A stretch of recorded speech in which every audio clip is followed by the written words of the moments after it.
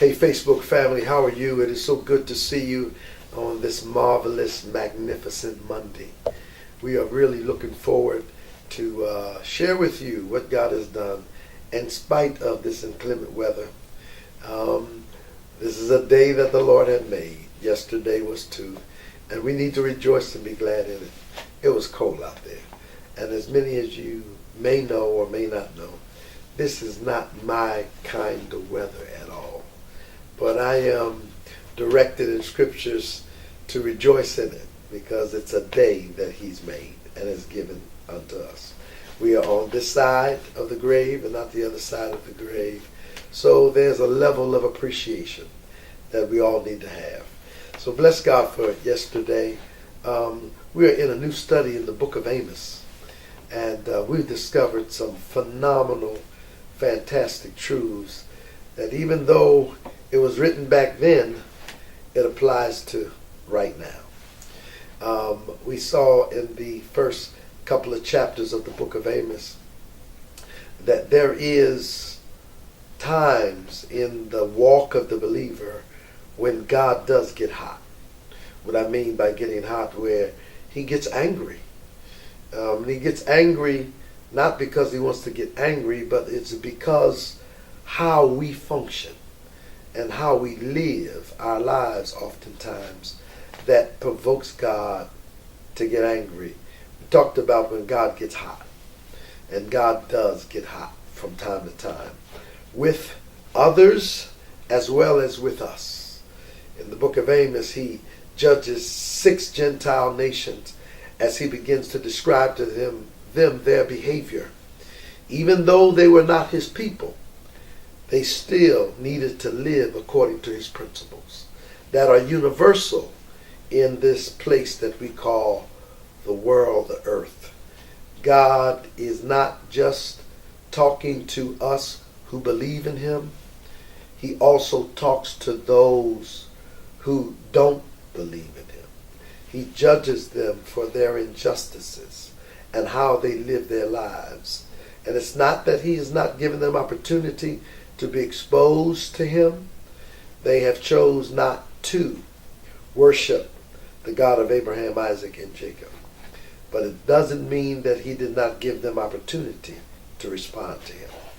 There are many witnesses that He sent. One is, the scriptures say, the heavens declare the glory of God, and the firmament shows His handiwork. He says, day unto day they utter speech. God uses the heavens to preach on His behalf, to talk to those that observe its splendor and its glory, to let them know that He is and there is someone bigger than you and I. But these other nations in Amos, they chose not to worship the God of Abraham, Isaac, and Jacob, but yet He still held them responsible for their injustices in chapter 1 and chapter 2.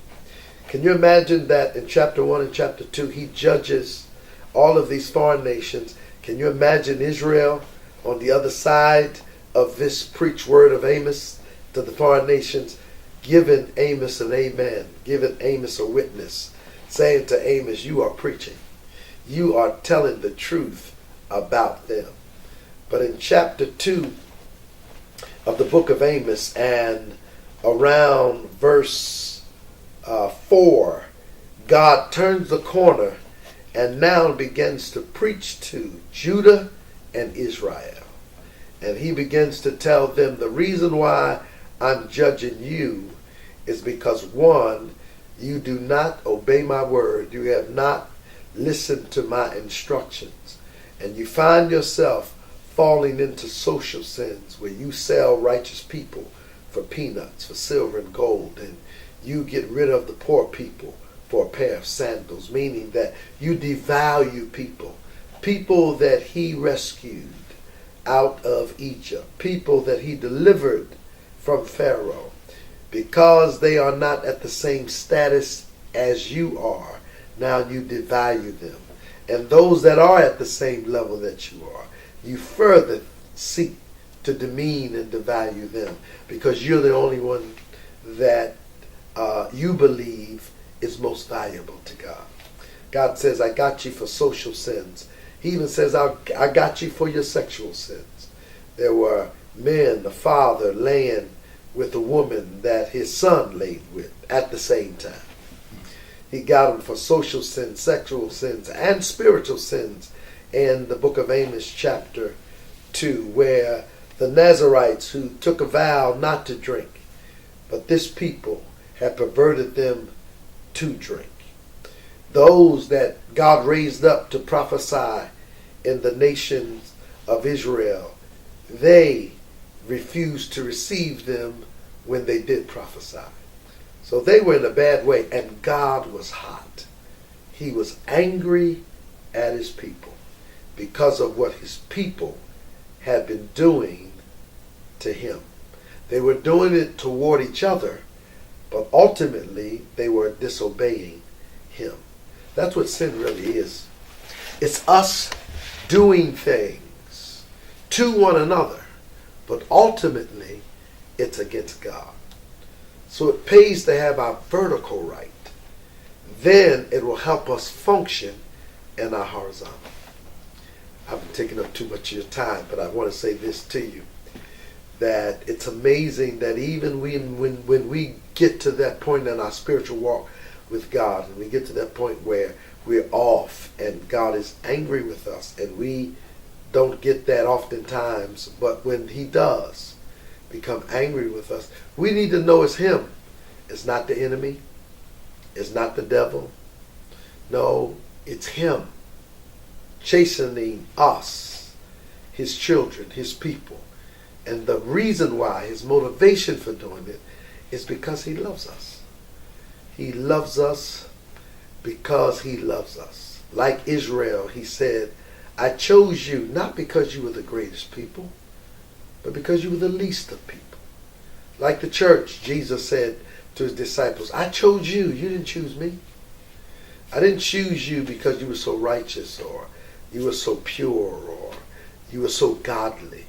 No, the Bible says that while we were yet sinners, Christ died for us. I say to you, my Facebook family, if you find yourself withdrawn from God, and now you're seeing the hand of God starting to turn, not for you, but against you. Remember, the only reason why it turns against you is because you and I must have done something against him. And then he will respond in like nature to get our attention so that he can provoke a relationship that we previously used to have with him back at the level where it used to be.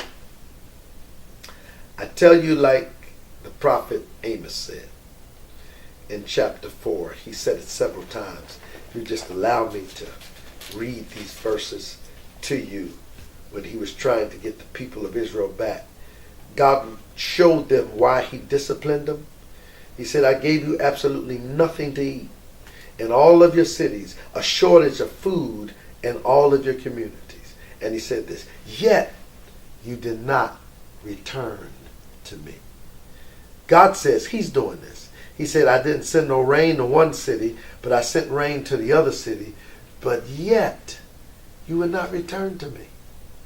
God says that I struck you with blight and mildew. The locust devoured your many gardens and your vineyards and your fig trees and your olive trees. And then he says, yet you would not return back to me. Why did God do it? It was cause and effect. Cause and effect. God said, I did this because you were the cause. And what I expected the effect to be is that you would come back to me. If you ever want to relieve the chastening hand of God on your life, the thing you need to do is to get back to the God that you started out with. Been too long for some and not long enough for others. Hope to see you next week. Talk to you about the book of Amos. Peace. I'm out.